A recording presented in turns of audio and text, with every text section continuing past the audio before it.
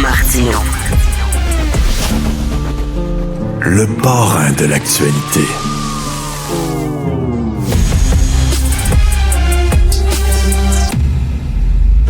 Je suis extrêmement réticent.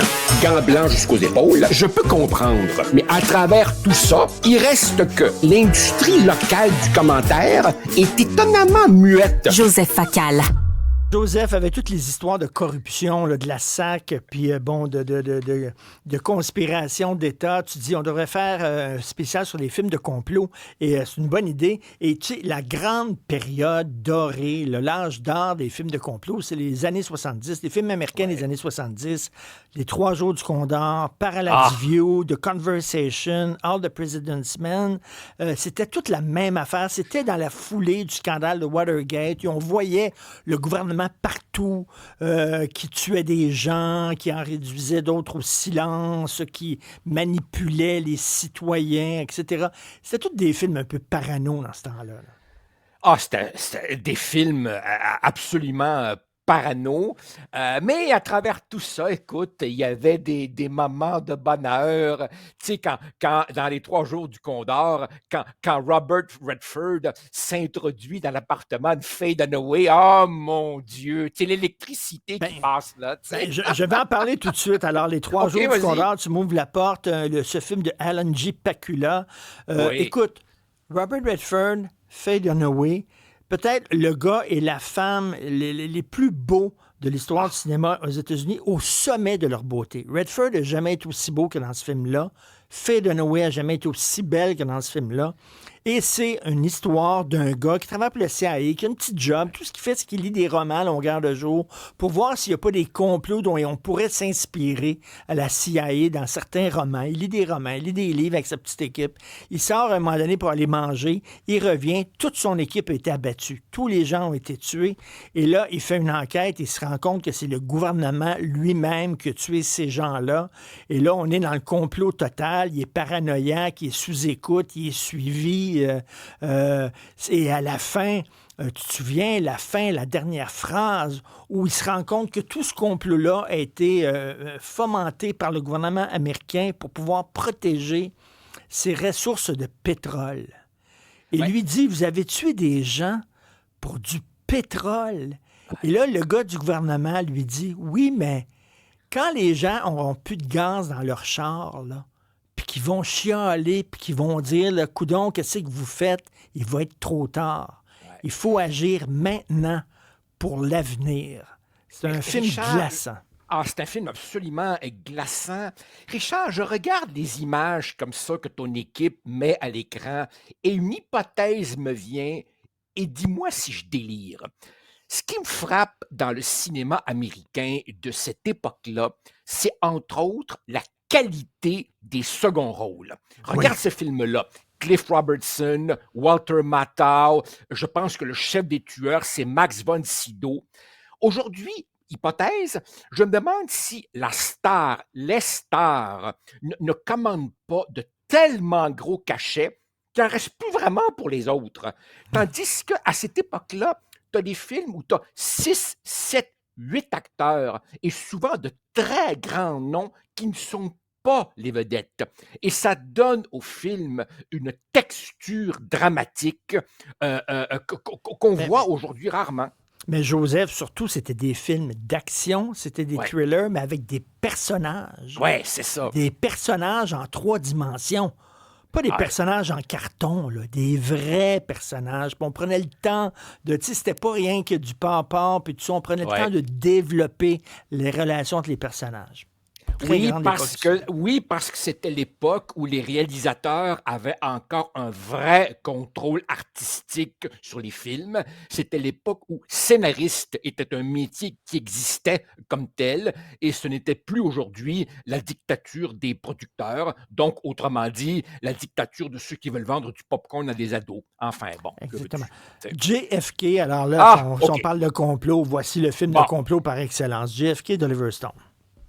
Richard, c'est le film conspirationniste le plus tordu jamais réalisé et je maintiens cette position. C'est complètement capoté. C'est truffé de fausseté. C'est un film presque choquant quand on connaît un peu la vraie histoire, en tout cas les hypothèses les plus crédibles.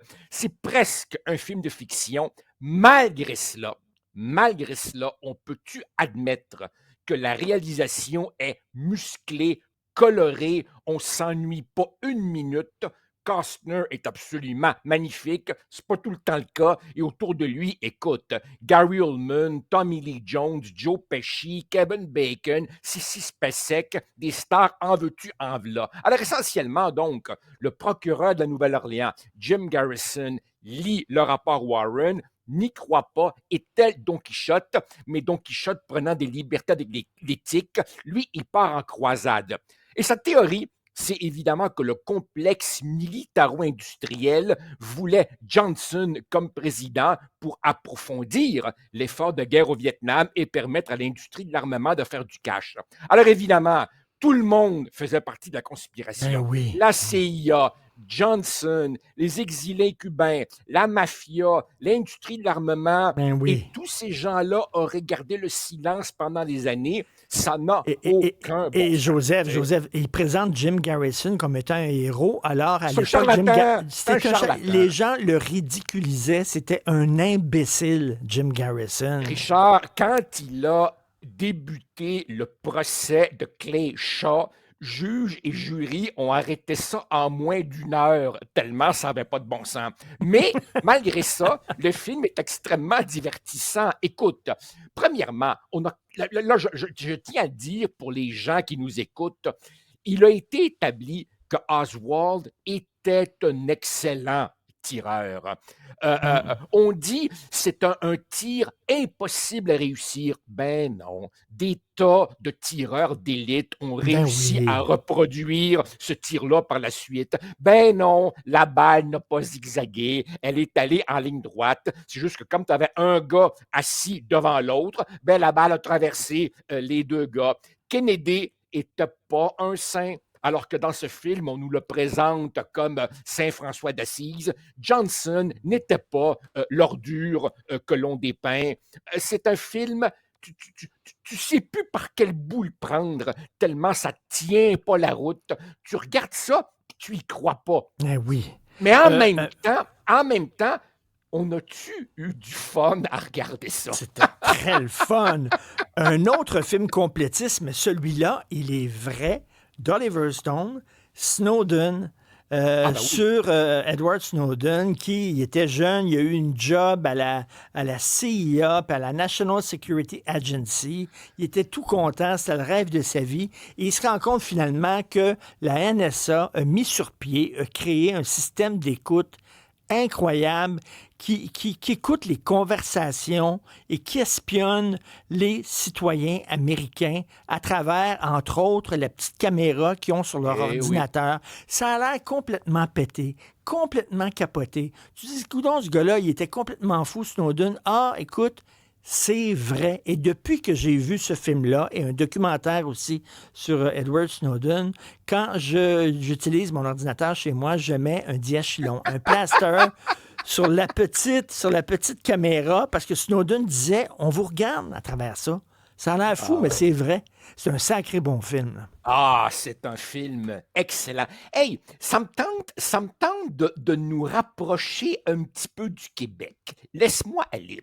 On a tous vu donc le fiasco de la SAC où là, évidemment, je ne me rappelle plus quel journaliste parlait de consanguinité, hein, tellement les contrats étaient attribués à des proches.